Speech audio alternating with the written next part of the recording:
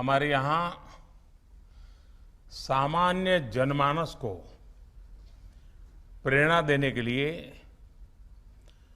ऋषियों ने मंत्र दिया था, चरैवेति चरैवेति चरैवेति। एक पत्रकार के लिए तो ये मंत्र नए विचारों की खोज और समाज के सामने कुछ नया लाने की लगन, यही उनकी सहज साधना होती है। मुझे खुशी है कि राम बहादुर राय जी जिस तरह अपनी लंबी जीवन यात्रा में इस साधना में लगे रहे हैं, आज उसकी एक और सिद्धि हम सबके सामने है। मैं आशा करता हूं कि भारतीय संविधान अनकही कहानी, आपकी ये पुस्तक अपने शीर्षक को चरितार्थ करेगी और देश के सामने संविधान को और भी व्यापक रूप में प्रस्तुत करेगी। मैं इस अभिनव प्रयास के लिए राम बहादुर राय जी को और इसके प्रकाशन से जुड़े सभी लोगों को हार्दिक बधाई देता हूं। साथियों, आप सभी देश के बौद्धिक वर्ग का प्रतिनिधित्व करने वाले लोग हैं।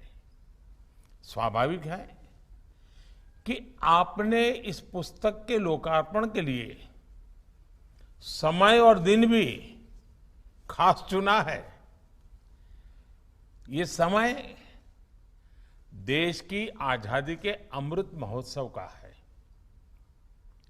आज ही के दिन 18 जून को मूल संविधान के पहले संशोधन पर तत्कालीन राष्ट्रपति डॉक्टर राजेंद्र प्रसाद जी ने हस्ताक्षर किए थे।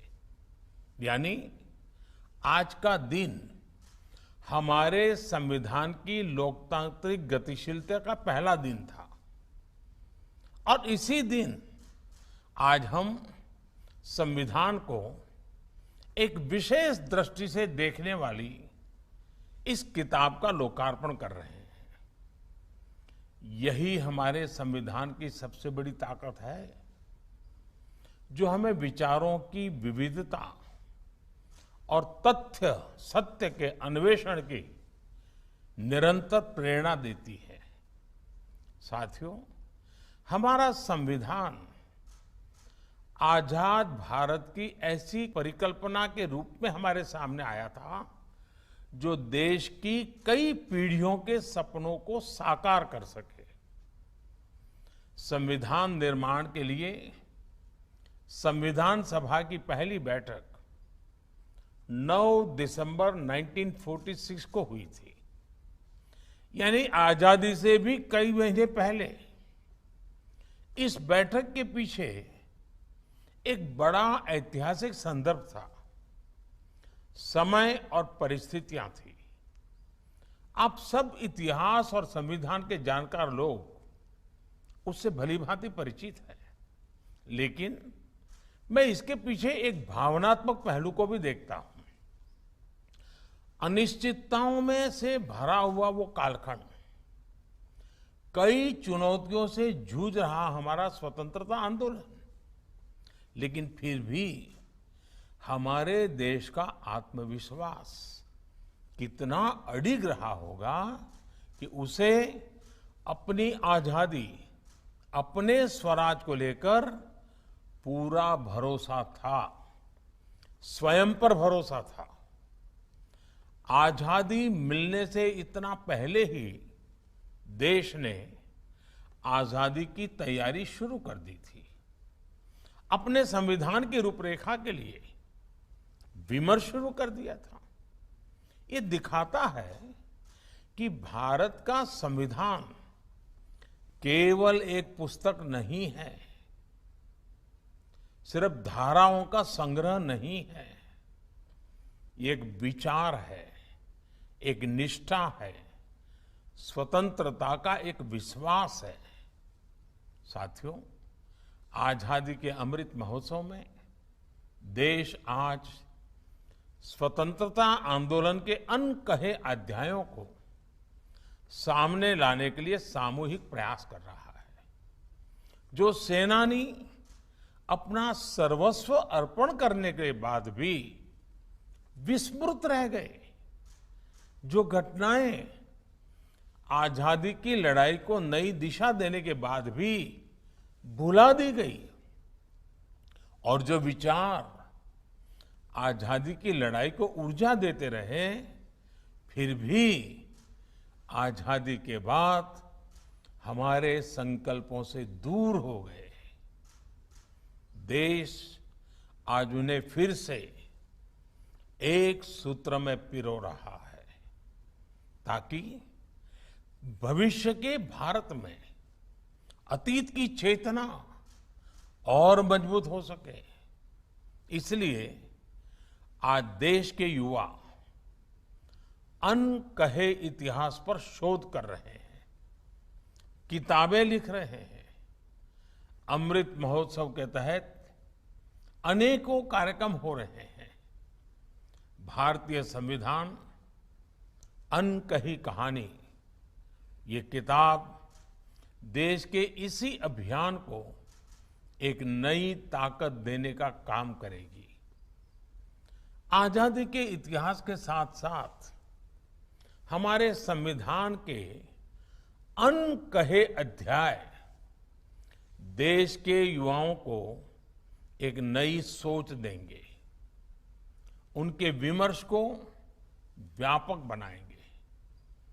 राम बहादुर जी ने अपनी इस किताब की एक प्रति बहुत पहले मुझे भेजी थी।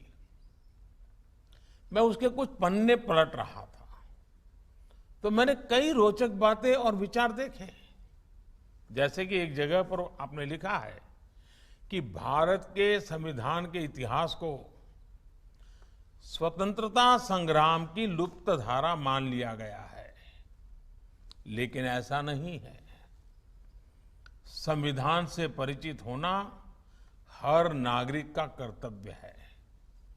किताब की शुरुआत में आपने ये भी लिखा है कि संविधान को लेकर आपकी विशेष रुचि आपातकाल के समय जगी थी, जब मीसा में आपको जेल में बंद किया गया था।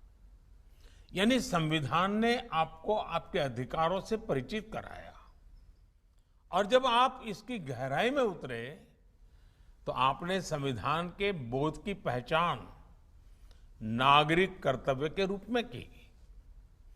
अधिकार और कर्तव्यों का ये तालमेल ही हमारे संविधान को इतना खास बनाता है। हमारे अधिकार है तो कर्तव्य भी है, और कर्तव्य है तो ही अधिकार भी उतने ही मजबूत होंगे। इसलिए आजादी के अमृत काल में आज देश कर्तव्य बोध की बात कर रहा है, कर्तव्यों पर इतना जोर दे रहा है। साथियों, जब हम कोई नए संकल्प लेकर निकलते हैं तो हमारी जानकारी ही हमारी जागरूकता बनती है, बोध ही हमारा प्रबोध करता है। इसलिए एक राष्ट्र के रूप में हम संविधान के सामर्थ्य का उतना ही विस्तृत उपयोग कर पाएंगे जितना हम अपने संविधान को गहराई से जानेंगे। हमारे संविधान की अवधारणा को किस तरह से गांधी जी ने एक नेतृत्व दिया, सरदार पटेल ने धर्म के आधार पर पृथक निर्वाचन प्रणाली को खत्म करके भारतीय संविधान को सांप्रदायिकता से मुक्त कराया। डॉक्टर अंबेडकर जी ने संविधान की उद्देशिका में बंधुता का समावेश करके एक भारत श्रेष्ठ भारत को आकार दिया। और जिस तरह डॉक्टर राजेंद्र प्रसाद जैसे विद्वानों ने संविधान को भारत की आत्मा से जोड़ने का प्रयास किया। ये किताब ऐसे अनकहे अनेक पहलुओं से हमें परिचित कराती है। ये सभी पहलू हमें इस बात के लिए दिशा भी देंगे कि हमारे भविष्य की दिशा क्या होनी चाहिए। साथियों, भारत स्वभाव से ही एक मुक्त विचार देश रहा है। जड़ता हमारे मूल स्वभाव का हिस्सा नहीं है। संविधान सभा के गठन से लेकर उसकी बहसों तक, संविधान को अपनाने से लेकर आज के इस मुकाम तक हमने लगातार एक गतिशील और प्रगतिशील संविधान के दर्शन किए हैं। हमने तर्क किए हैं, सवाल उठाए हैं, बहस की है, बदलाव किए हैं। मुझे पूरा भरोसा है कि यही निरंतरता हमारे जनगण में और जन मन में लगातार बनी रहेगी। हम सतत शोध करते रहेंगे, पहले से बेहतर भविष्य को गढ़ते रहेंगे। आप सब प्रबुद्ध लोग इसी तरह देश की इस गतिशीलता को नेतृत्व देते रहेंगे। इसी विश्वास के साथ आप सभी को बहुत बहुत धन्यवाद।